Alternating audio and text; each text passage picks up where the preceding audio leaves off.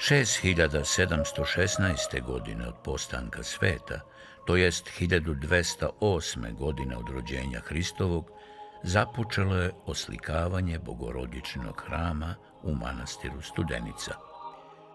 Prvi sloj fresaka Bogorodičine crkve u Studenici izveden je znalački, što svedoči da su slikari koje je Sveti Sava angažovao početkom 13. veka bili među najboljima koji su se u to vreme mogli naći u pravoslavnom svetu.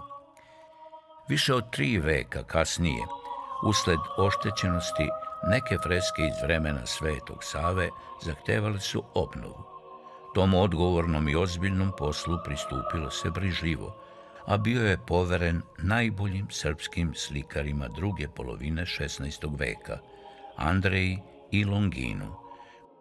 Oni su se prema starijem slikarstvu odnosili veoma pažljivo, ponavljajući sve što se moglo rekonstruisati, primenjujući postupak nalik konzervatorskom.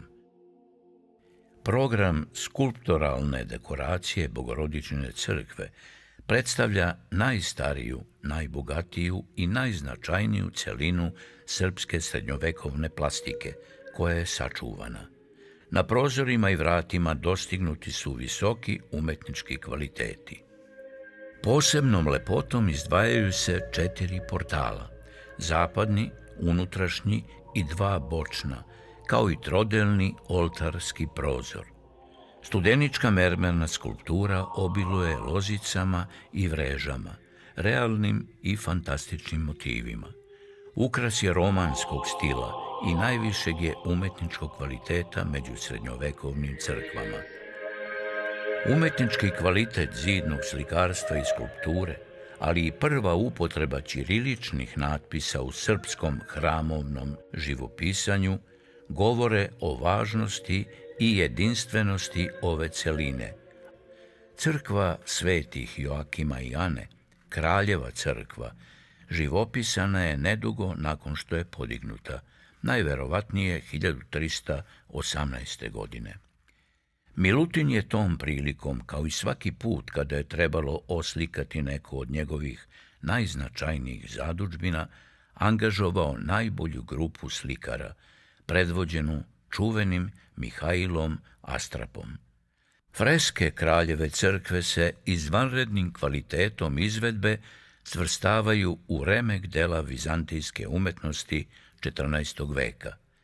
Na njima slikarstvo Mihaila Astrape doseže svoj zenit. Likovi svetih izvedeni su brižljivo i imaju odlike vanredno uspelih portreta. Među njima se izdvajaju impresivna predstava kralja Milutina, izrazito autentičan prikaz srpskog vladara u starijem životnom dobu, kao i portreti Svetog Save i Svetog Simeona, među najlepšim sačuvanim u srpskom srednjovekovnom slikarstvu. Freske Studeničke kraljeve crkve su do današnjih dana u potpunosti sačuvale svoj originalni izgled, bez naknadnog preslikavanja.